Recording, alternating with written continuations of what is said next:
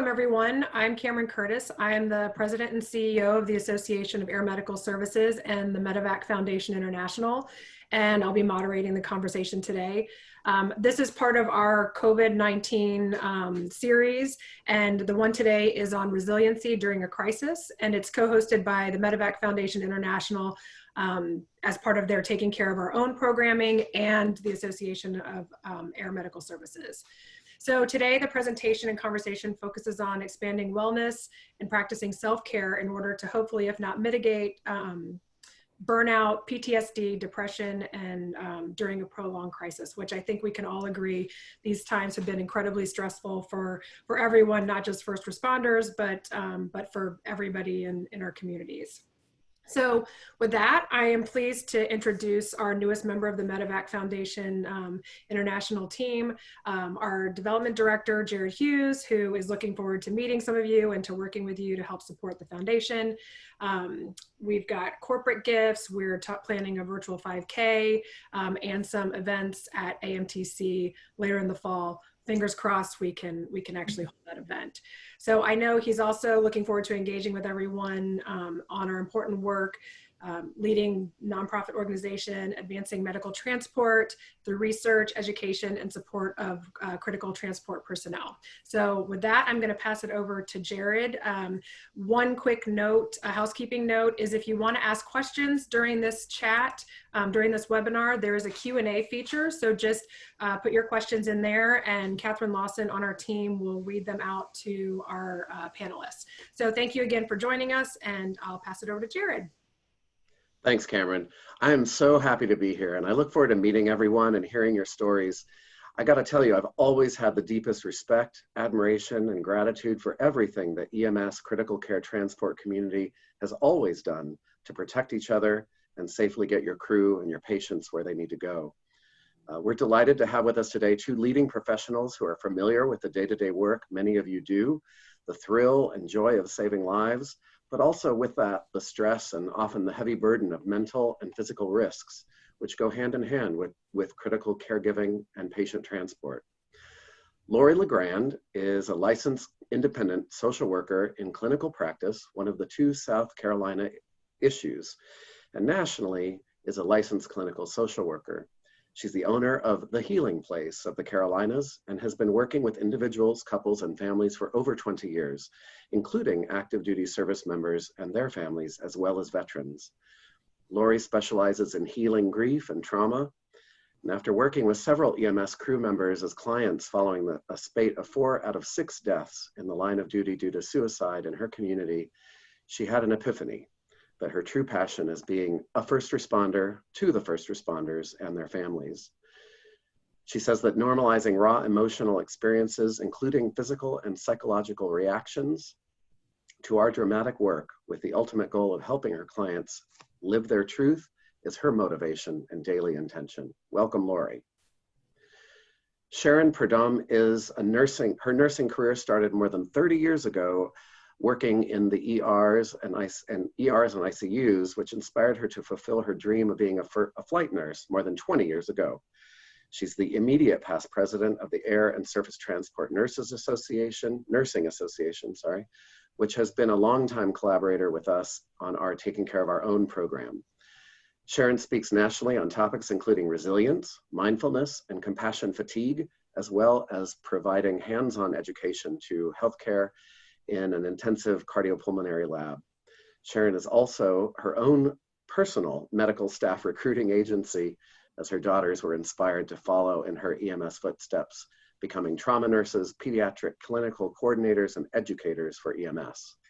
Thank you, Sharon, for your service, both as a frontline critical care nurse, an educator, and as a volunteer with the MedEvac Foundation International.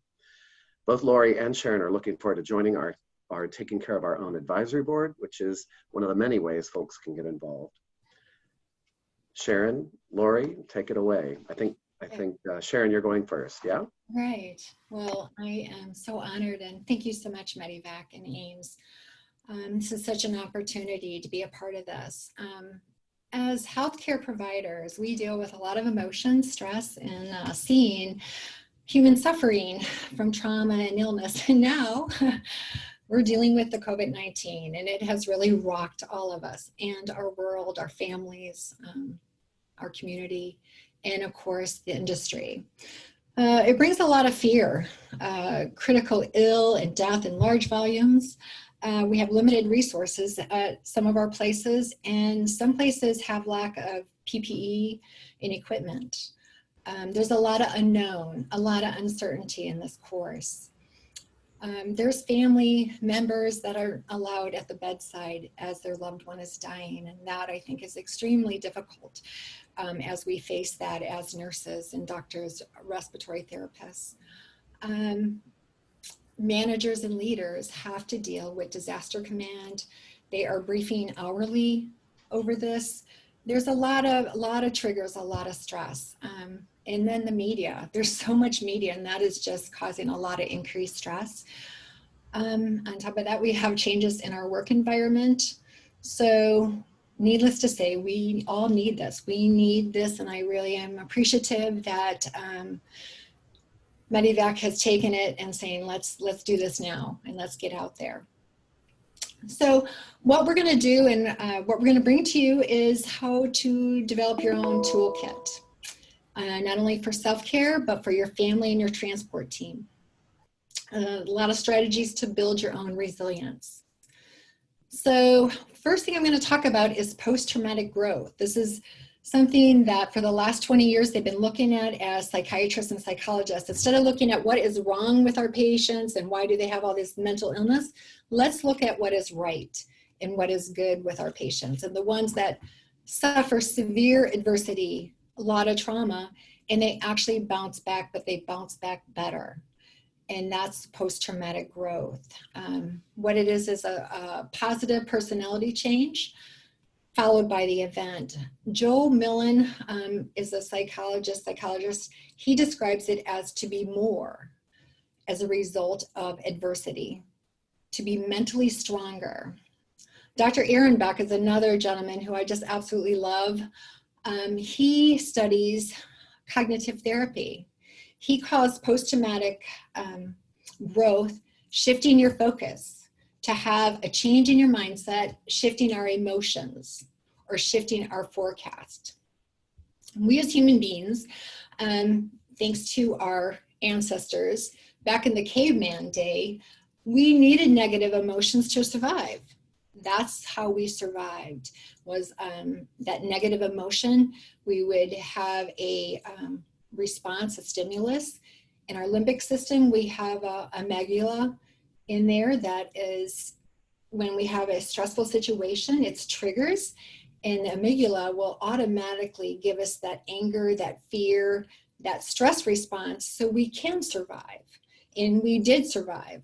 But what they're looking at today, and they actually have been looking at this for many years, is we don't need that today. What we need to do today is really look at our emotions in a positive way. And how can we do that? How can we get rid of that negative thought, that negative emotions that triggers anger, violence, anxiety? Well, that's through, very exciting, neuroplasticity. It's very interesting and it's just amazing. But basically what it is working with our minds and shifting our thoughts and our emotions to positive, to look for the good in certain things. It's called rewiring your brain. So scientists used to think that our brain stopped at a certain age when we were just young teenagers, but they have found that our brain continues to have the ability to grow in response to our positive thoughts. We can actually change our minds.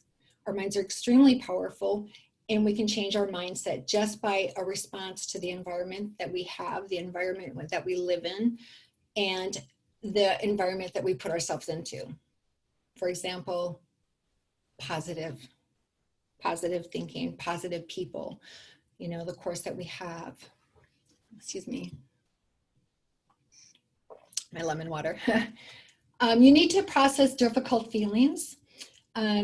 What scientists find, if you could write it down, and if you do it on a regular, like 4 times or for 4 days in a row, and during that time, even if you have to just write the same thing, but what you're doing is you are accepting your vulnerability.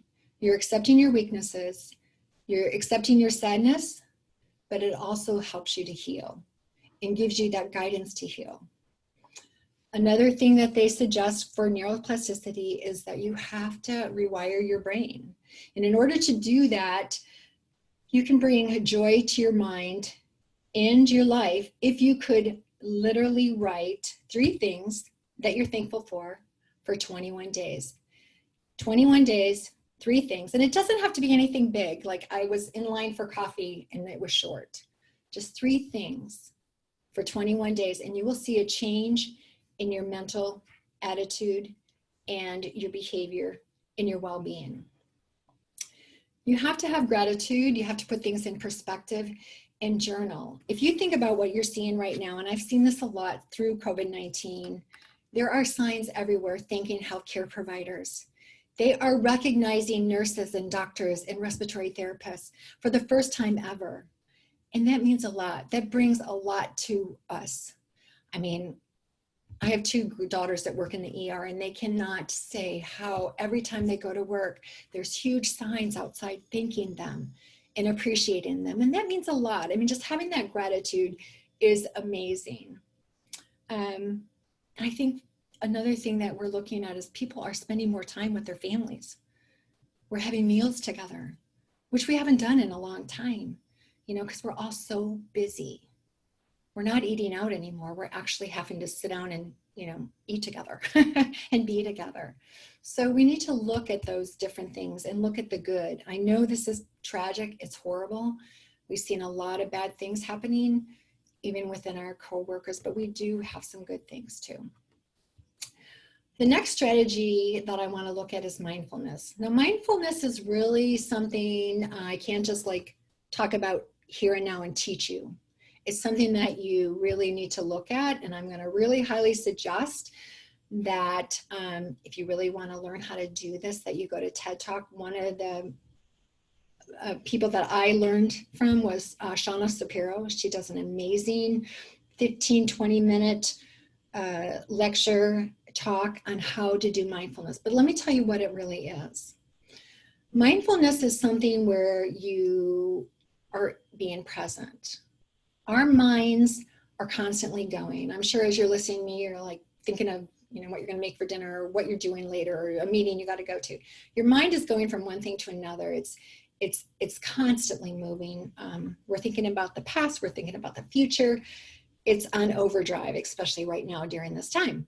Really on overdrive. There's so much that we're dealing with, especially leaders in management teams. I can only imagine how that must be for them.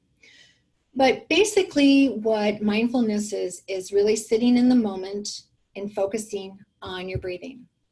So you're going to breathe in, 1, 2, 3, 4, breathe out, 1, 2, 3, 4. And you are to think about nothing but your breathing. That is it. And your mind, of course, is going to wander. It's going to go off somewhere. But when it does, that's where the exercise comes in, because you're bringing that thought right back to, nope, I got to think about just my breathing and right here and now and nothing else. And that's where you build that muscle in your brain, is by bringing that thought process just to the one thing, and that's your breathing. And that's the part of the mindfulness and the technique. Being mindful and practicing this, they have found that it brings joy, it decreases your judgment, and it brings on self-compassion, and it really improves your concentration and your kindness. There is a psychiatrist, Dr. Richard Davidson from UW-Madison. What he did was he studied monks, and he found, monks, they do mindful meditation 8 to 10 hours a day, all day long. So he did brain images of their brain, and he found that in the frontal cortex, where contentment and calmness resides, that was changed. He also found that the amygdala, the one that causes the fear, the stress, the anger, that was changed.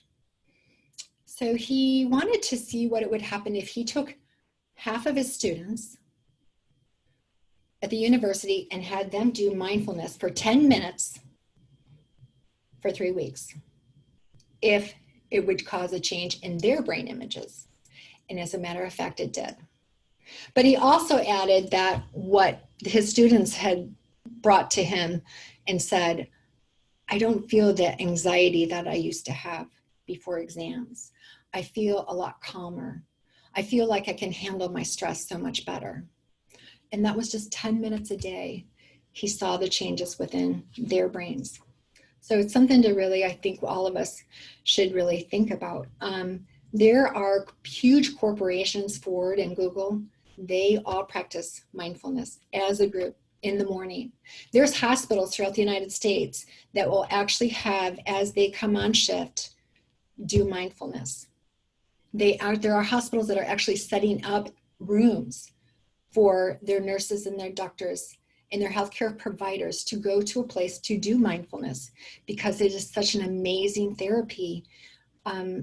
Therapists are suggesting this for people that have post-traumatic stress, because it really will change their minds and help them heal. It decreases that stress, increases that contentment and that calmness. I notice even for me, when I do my mindfulness before I'm going in to ask for a raise, or like if I have a meeting that I have to have, and I do it, I relax. When people pull out in front of me, I'm not flipping them off. I'm like, oh, they must be in a hurry. Maybe something's wrong. Maybe I should say a prayer for them. It just changes your whole being. It just really does. It's different. Again, Shauna Shapiro or any type of TED Talk does great mindfulness and teaches it. Meditation. The next thing that I want to talk about as far as resilience is cultivating optimism. So another great psychologist is Martin Seligman. He talks about optimism and how if we can be optimistic, it can really change our minds and really change us for the better and really help build our resilience. So in his study, he found that only 20% of us are born being optimistic, and the rest, the 80% of us, have to learn it. So being optimistic doesn't mean like you're a Pollyanna or that you have this positive attitude. What it is seeing a very difficult, hard time as temporary. And that's the difference. You realize that you're looking at things, you realize it's bad, but you realize, and you're realistic, and you anticipate a better outcome. You're kind of shifting your thoughts to the good. So you're changing the way you think. You don't always say it's never gonna change, it's always gonna be this way. You're more likely to say, well, eventually it's going to get better. It's the way we look at things, and being optimistic does keep us and builds our resilience and helps us. As healthcare providers, we really need to understand the importance of laughter is a must. We just, I'll tell you, there's crazy things we do as healthcare workers, but it really helps us. I can remember, and you're gonna think, oh my God, what kind of a sick bird are you? But it wasn't in front of family. It was strictly healthcare personnel. And we were all very stressed and we were all very sad. We were working somebody that we loved. But in order to just get by that, we had a sick sense of humor. And this loved one had a prosthetic foot. And one of the healthcare providers said, hey, I think I feel a pulse on that prosthesis. And, it just kind of broke the ice and we all started laughing, but then, we laughed and we cried.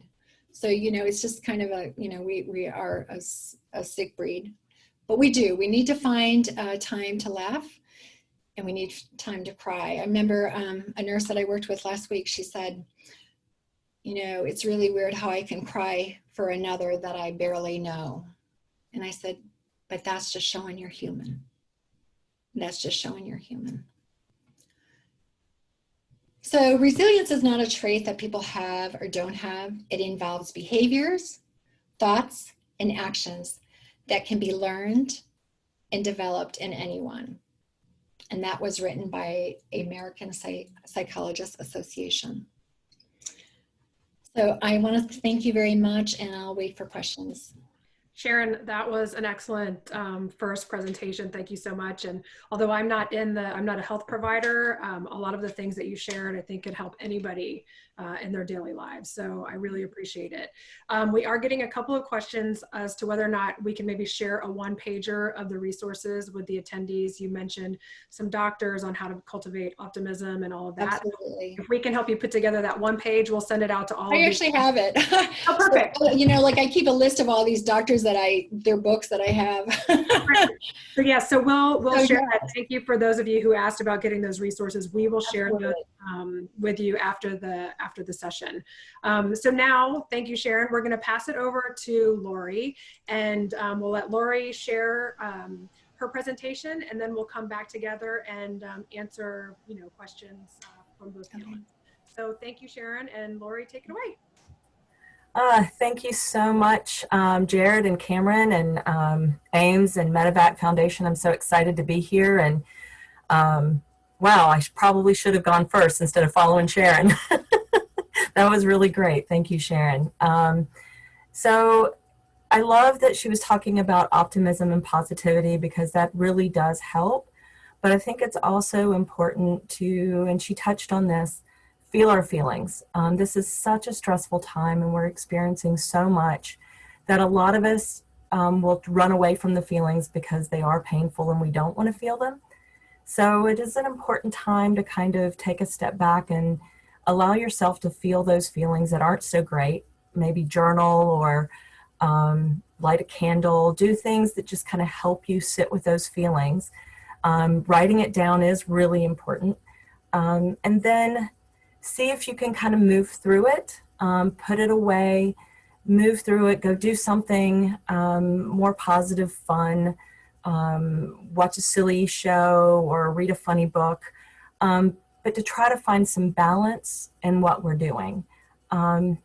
It is such a stressful time right now, and whenever we're experiencing stress, sometimes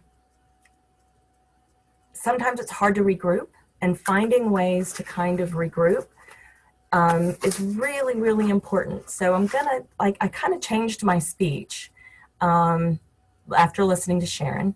So I'm gonna kind of hope I don't throw everybody off here. So it's really vital to limit as much of the negative information that we're getting. So right now, a lot of people are just watching the news 24/7 because they want to know the statistics. They want to know what's going on. And that's just fueling that negative part of our brain, and it's fueling fear. So really kind of limiting. What kind of studies are showing that if you watch 30 minutes of something negative or you're listening to something negative, we need to do at least 3 times positive. So let's just say you watch the news for 30 minutes. You really do need to do an hour and a half of something positive. I would also suggest that if you watch the news for 30 minutes, that you release that negative energy, run down the block, jump up and down and yell and scream if you need to, kind of have a tantrum because it is so, it just affects us in so many different ways. So finding a way to kind of release it, journaling is a great way to release it. And then do something really positive, rejuvenating. You know, if it's playing music that you love and you just do silly dances, doing something that's really good self-care that you love. And that's the other thing that we really need to pay attention to now is our self-care. It is really easy for us to kind of forget about ourselves when we're helping other people. And if we're not taking care of ourselves, then we cannot take care of anybody else. It is not selfish to be self-caring.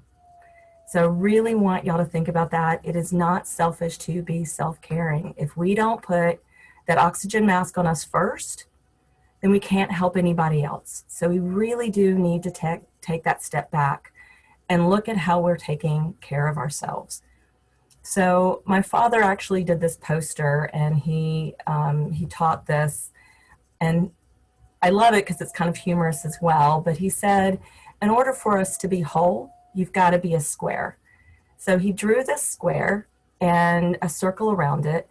And it was talking about being physically, mentally, emotionally, spiritually, and socially in balance. So if we kind of think about that, and I think the poster is actually going to be provided on the website as well, so that y'all can write on this if you want to. We want to stay in that square, but it also gives us a chance to look at ourselves, our families, our coworkers. You know, are we out of balance? Are there places that maybe we need to pay attention to that we've forgotten about? And we do that because we get in that super function mode of helping everybody else.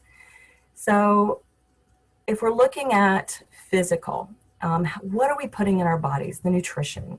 Are we staying hydrated? I liked that Sharon took that sip of lemon water, so I'm going to take a drink of my water. Because hydration is really important. That can get us in trouble really quickly. But also movement. And movement doesn't have to be working out. It could be playing. It could be jumping rope. But also sleep is really important. We found in research that 5 hours sleep or less, we look like drunk drivers. So that means our decision-making ability is lower, our ability to handle stress is lower, but also we need to rest, mindfulness, relaxation, breathing. The SEAL team actually has something they call SEAL team breathing that you can Google and look up. And that's a great way to kind of bring that adrenaline rush down that we get sometimes. When we're looking at our mental and emotional side, we do want to try to stay positive as much as we can. Humor is really important. Warped humor is even better. Love that about first responders. The best humor ever. But we also do want to feel those feelings and we want to nurture them. So riding through those, I like to talk about kind of getting in the swamp and just kind of sitting with it. But then also, what is that life preserver that's going to get you out? And that's going to fuel the positive and get you on the other side. We also want to engage our brain. What I like hearing some people are talking about, they always wanted to learn guitar. So they started Googling guitar lessons and started learning guitar lessons. Reading a book that you've put on the side that you go, oh, I'll get to that someday. Today is someday. So start finding ways to kind of fuel your brain and taking care of that emotional part of you. Learn something new. Okay, so I'm going to shift here for a second because I have to turn my page. Sorry. Spiritually can be a tricky one for some people, but spiritual doesn't necessarily mean you have to go to a church. It can, but right now that's not always an option. But being connected to something, what is it that you believe in that you can get connected to that grounds you at your heart center and at your core? Prayer or meditation, mindfulness can really be a part of this. And finding a community. There are a lot of online communities now. Nature can be a way that some people get spiritually grounded, but it's also a way that lifts depression. There's a lot of research that getting out in nature for 15 minutes a day lifts depression. And find something to be thankful for. Gratitude, something Sharon talked about, I think is so important, especially times like this. Like I'm really thankful that with everything that's going on, our pollution has gotten reduced. I mean, that's kind of cool. Fish are coming back into streams and canals. Find some of the positive things and things to be thankful for. Music, for a lot of people, music is a way that they connect spiritually. Socially, so this is a little trickier, but staying connected to our friends, our family, our colleagues is really important at a time like this. A lot of people are talking about doing kind of Zoom meetings with friends and family, or you know, my cool mom actually walked out to her mailbox and there were 2 other people there and they stayed in social distancing and they just talked for 15 minutes. And she said that really helped her so much. Finding ways to kind of get that connection. And now even more, When we go to the grocery store, put the phone away and thank the cashier. Talk to us, smile. Even beyond the mask, sometimes we can see that, and I have fantasies now of people drawing smiles on their masks. Find a way to get involved and give back. So I've rambled a lot, so I'm going to kind of stop. But it's okay to not be okay. It's how we get through it that makes all the difference. Ask for help. Ask others what they're doing. Try to find the positives. Play if you can. Thank you so much for letting me be a part, and I'm looking forward to all of your questions. And also, if you don't have a question, but you want to share what you're doing to stay positive or to get through this, this is a great time to take a moment and share. So get creative. Thank you so much. Thank you so much, Laurie. That was also really great information. So we do have a question. Many crew members I've talked with are actually limiting face-to-face time with families due to fear of spreading the virus. How best should they communicate with their families and friends to eliminate personal stress and that of family and friends?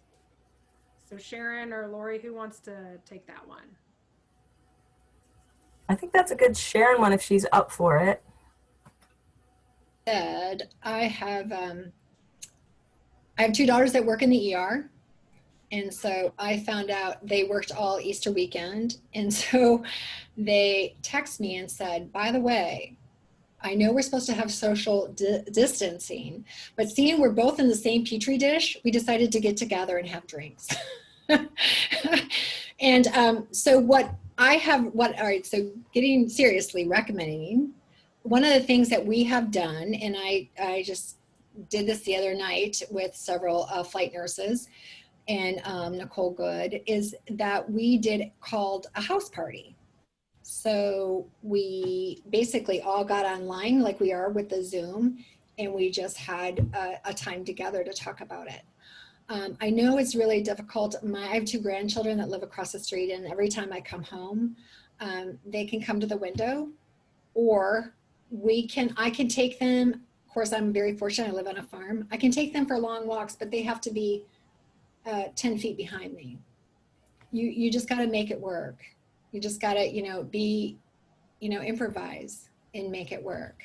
And I think that's one of the hardest things as healthcare providers is you're wary of taking it home. Both my girls are in the heat of it, where they're taking care of these sick patients. They shower before they actually go home. So they're very fortunate. They have a shower out in their shop before they take everything off, bag everything up before they even go into their home with their children. So there's things that we have to do, take extra steps. But again, this is just momentarily. It's not always going to be this way, but I think we're going to be more appreciative of what we do have and how we do things. So I hope that answered the question. Yeah, and if I can add something just from somebody, again, not in the medevac field, but running the foundation in AAMS, I am extremely extroverted, and it's very difficult for me. I get my energy from being around people. And so something that I've been doing with my friends is we've done virtual happy hours, and there's technology. You can use Google Hangouts, you can use Zoom, you can get a free Zoom account. So there are lots of options there for technology so that you can FaceTime with your family. I know a friend did a Passover Seder the other night with 50 people via Zoom because they couldn't all be together. So it's made a huge difference for me just in seeing the friends, being able to talk through what other people are doing during this. And it's just, again, as an extrovert, I need that, that people time. So it's been very helpful for me. So that's another idea. Let's see. Another question, monitoring our fellow coworkers is key, and mentioning these concepts of self-help is vitally important. I'm coming off 7 days of rest and feel completely revitalized, ready and focused for the upcoming shifts. Oh, thank you for your words of wisdom. That's from Life Flight, New Jersey. Okay. Thank you. So someone else said they don't feel like they have any balance in their life right now. So what are some tips that maybe can get them, at least started on the right pathway to feeling a little more balanced? Well, I'll talk and then I'll let Laurie talk. One of the things that I always recommend, I think is so important when you're off balance like that, and that happens a lot with me just because of my night shifts or doing 24-hour shifts, the first thing I got to do is sleep. Your body needs sleep. You need so much sleep. And then after you get a good sleep, you need to eat good, healthy, and you need to at least get outside. I don't care if it's raining, snowing, whatever. Get outside for at least 10 minutes and move your body. You just gotta find, that's how you find balance, is by doing the right thing for you and shutting everything off. But you gotta, start with that rest, sleep and sleep some more, eat well, and listen to good things. Like, my happy place is Friends. I need to laugh and watch things that are happy. But yeah, I get off balance just by doing these, night after night shifts. And then I just realized what I got to do is just take care of me. And you really do need to find that balance. And it's eating right, sleeping right, exercise in your thought process. Laurie? So thank you, Sharon. That's awesome. There's a couple of things. I think it would be a good time to journal to see if you could figure out what's causing you to be off balance. Also, AA has a term that I really like. I added the S at the end. It's HALT. So I added HALTs for hungry, angry, lonely, tired, sick, or stressed. Those are when we are off balance.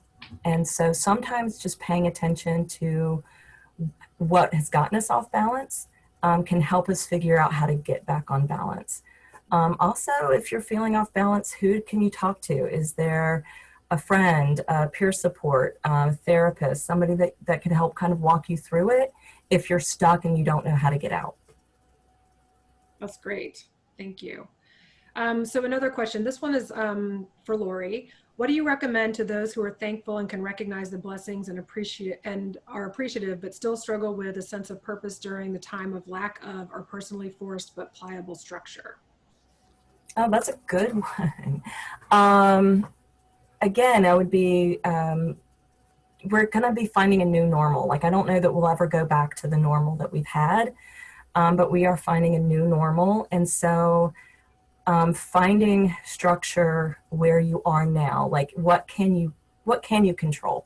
Because so much is out of our control right now, but what can you control? And maybe start there to see where you can find some structure. And also journaling. What is the structure that you're missing that you want to get back may actually help you kind of find that new kind of groove. That's great. So HALT sort of answered this question, but are there any other signs that you could look for in crew members that would suggest negative impact or, stress? Yes. Somebody who is normally talkative that isn't starting showing some withdrawal. Somebody who wasn't talking a whole lot and all of a sudden is really bubbly all of a sudden. That can also be a warning flag, believe it or not. Just noticing that, if you have like your gut's going, something's off, and just ask. Great. Sharon, do you have anything that you'd like to add to that? I think if you are familiar with your coworkers and you know them well enough, you're gonna recognize it, and you're gonna see that things that would normally bother them doesn't bother them. Yeah. And that's like one of the first signs that I've seen with colleagues that I've realized they're going down the wrong road, is that they don't care anymore, or they act like they don't care, or it really didn't bother them, or they say, yeah, shit happens. Right. Know deep down that, God, he had the same age child, and they're not showing that emotion that, really bothered them, and they don't want to talk about it. That's when I recognized it. Or if you see them starting to have family problems, I recognize that, or just a change in their behavior. And you can pick it up, and that's when you really want to suggest, that peer support. Right. Great. Here's one. This is great. Somebody mentions that to get their anger out, they throw ice cubes on their patio or fence. I love that so much. Yes, releasing anger is key. I love that. I know, right? I might try that. So here's another question. We've had some conversations internally about buddy systems at work. What do you all think of that? Is that something worth pursuing? You know, you have somebody at work who is your buddy, so it's sort of your responsibility and their responsibility to sort of check in with each other to make sure everybody's okay, and that you don't need to talk about something, you know, some incident that happened that was very stressful. What do you all think about that? I have not heard about the buddy system, so that's kind of new to me. I think it's a great idea. I know some people are actually trying to have where they have a recovery time and looking at all staff and how they can help them. So management is saying, okay, you know, we want to make sure that you have recovery time, and if you don't have that or need that, we want to give you that.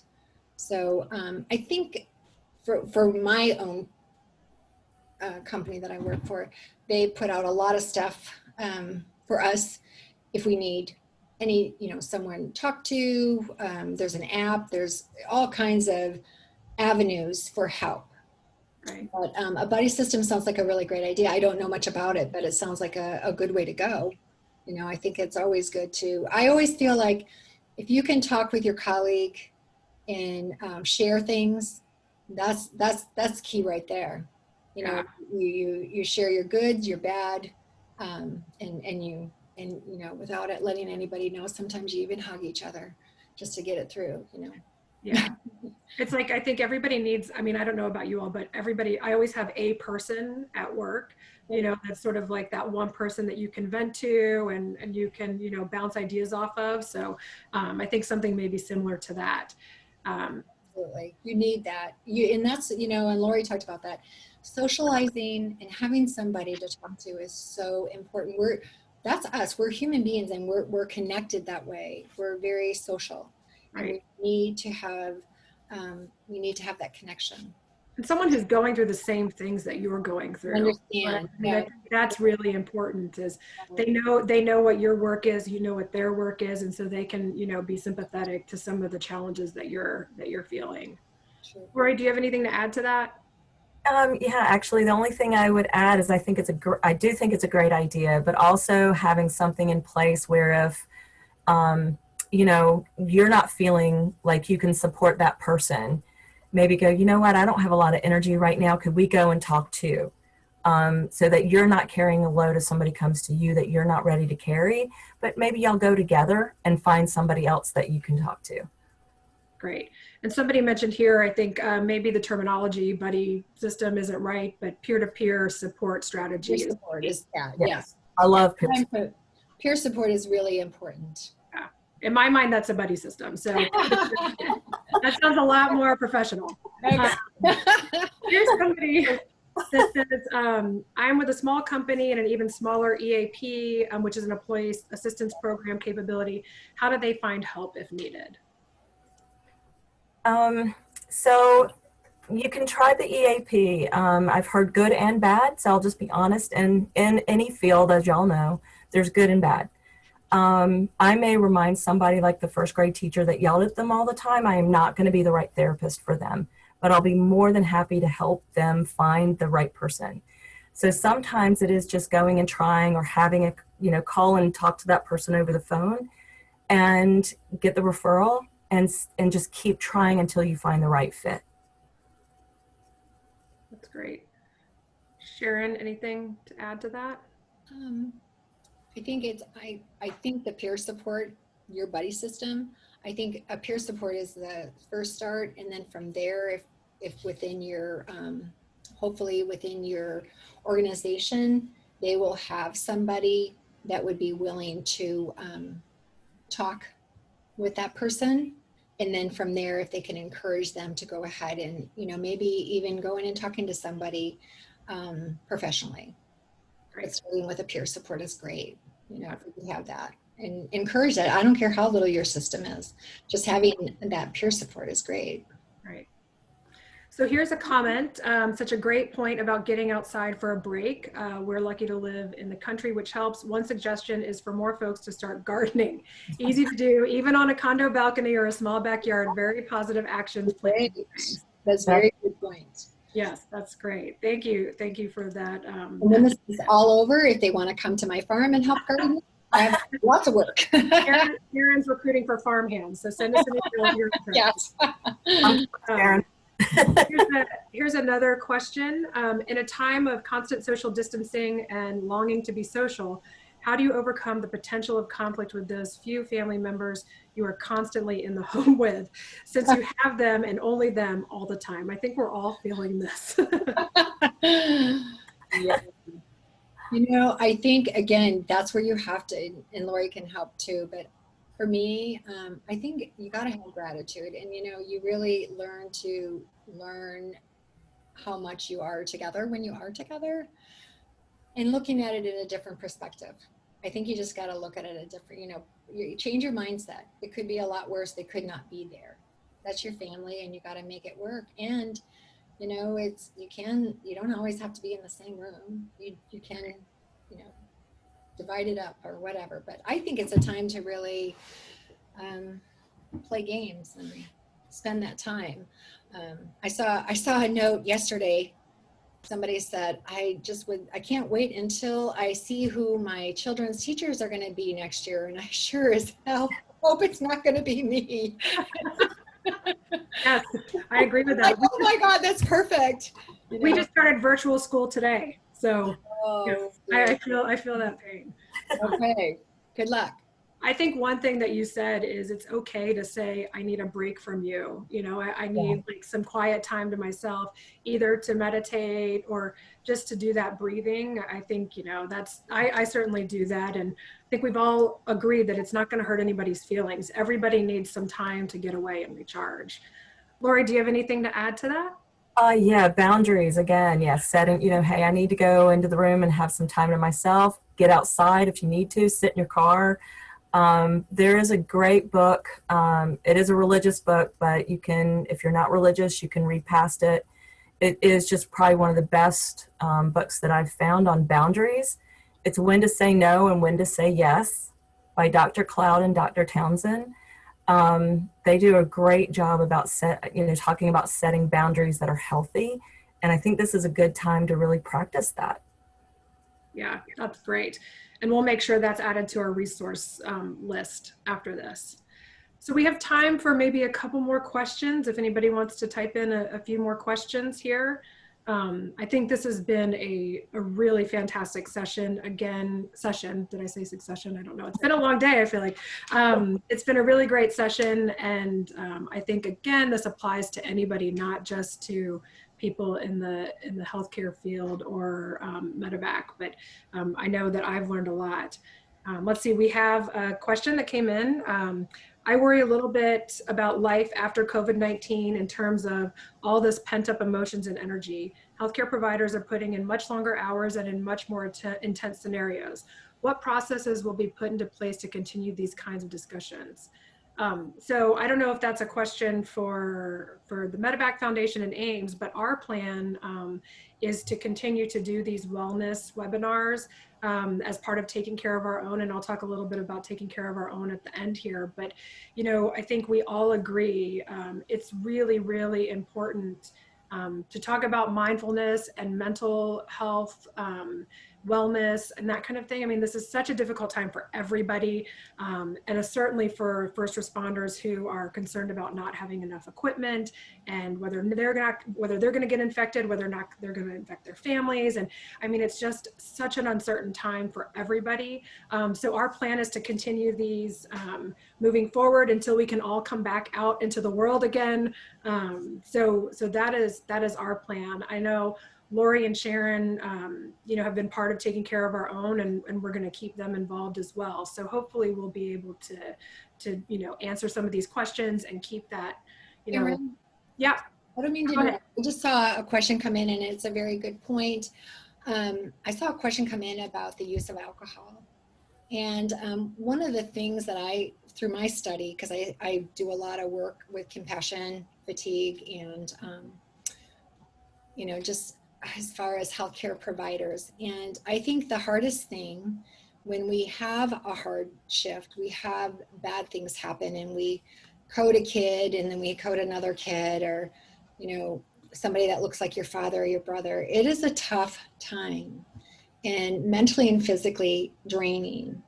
And I think one of the things that we really need to look at, and I've talked about this many times, is if when things are really hard and we're weak and we've been stressed, overly stressed, that is the time that we really need to stay away from alcohol. We really need to protect our neurons and our neuroplasticity, and we have to do the right thing, and that's the rest. First thing you got to do is rest. And then you got to really look at your nutrition, and you have to get out there and run. I mean, I have literally, after a bad shift, if I could just go for a good run and have a good cry and then just pick up my pieces. And after, a week or two, if I feel, if things are better, those are the times that you can go and party with your friends or have a drink. But that is something that is a very good point, and it's something that we really need to pay attention to, because I've seen too many loved ones and colleagues that best caretakers ever, but they didn't take care of themselves, and they went down that road of alcohol, drugs, divorce, just doing things that you wouldn't normally do, because they're just trying to fulfill that vulnerability, that shame, that sadness. And that is the wrong road. Right. So, Great. Laurie, do you have anything to add to that?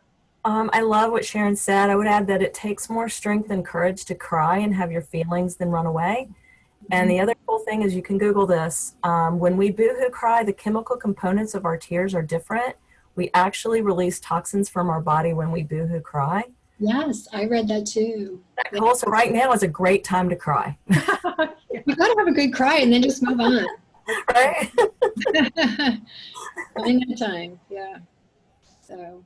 Perfect. Do you have any parting thoughts, and then I'll do a wrap up? I'm very thankful that you. Yeah, thank you. Thank you so much. And a lot of the peer support groups do vet therapists, so that might be another way to find a therapist that understands first responders. So that I do like using peer support as kind of a first step process. And that's something too that the MedEvac Foundation is working on, somehow providing a list of providers who can help people when they're having a difficult time, if they need somebody to talk to. So thank you both to Laurie and Sharon. We really appreciate this. For those of you who are unaware, last year, Taking Care of Our Own launched. It's an in-person group resilience conversation and programs that were held in multiple locations throughout the United States in 2019. Several hundred critical care personnel participated, dozens of companies sponsored, and multiple allied professional associations collaborated in spreading the word. So it's becoming a key component of what the foundation is doing. It's fulfilling our mission and giving us the ability to do outreach within our first responder community. We had planned to do some in-person Taking Care of Our Own programs earlier this year, I think starting in May, but obviously due to the quarantine, we've had to adjust those schedules. So we are working on those dates, and they'll be in various places around the country, and we'll make sure all of that information is shared, through the MedEvac Foundation list, through AAMS, and also to everybody who's been on this call today. So the foundation looks forward to offering more of these wellness webinars on an ongoing basis. I think we're planning to try and do one every other week. So we're going to try and send you all a survey. If you can fill it out and let us know, if there are certain things that you want us to cover talking about wellness, then we'd be happy to do that. But we really, really appreciate everybody attending. If any companies are interested in seeing more offerings like this, you can connect with Jared, and he can talk with you about maybe some sponsorship opportunities or some ways for you to get involved in Taking Care of Our Own. And I'd also like to thank our staff. So Jared Hughes, who is our new Director of Development, who's been sort of thrown in to the mix, and he's doing a great job. And then Natasha and Krista, who have been, and Catherine, who have been with AAMS and the MedEvac Foundation for quite some time. They're sort of the technology gurus behind setting these webinars up. And then, thank you again to Sharon and Laurie. This was a really, really great session. This recording will be available after the fact. We'll clean it up a little bit, and then we will get it out. It'll be on the MedEvac Foundation website and on the AAMS website, and we'll also email it out to everybody. So Thank you all again for your time. It was a great pleasure. I know I wrote down a bunch of tips to help me during this time, and I saw Jared writing. So, you know, I can't thank you enough for helping people remember that mental wellness is just as important as physical wellness. So thank you so much. And I hope you all have a great afternoon. And we hope you all will consider joining us for our future town halls coming up. So thanks again. All right, thank you. Thank And you. we'll send you a list. Thank you. Thank you. Thank you. Okay, Cameron. All right. Thank you. All right. Bye. Bye, everyone.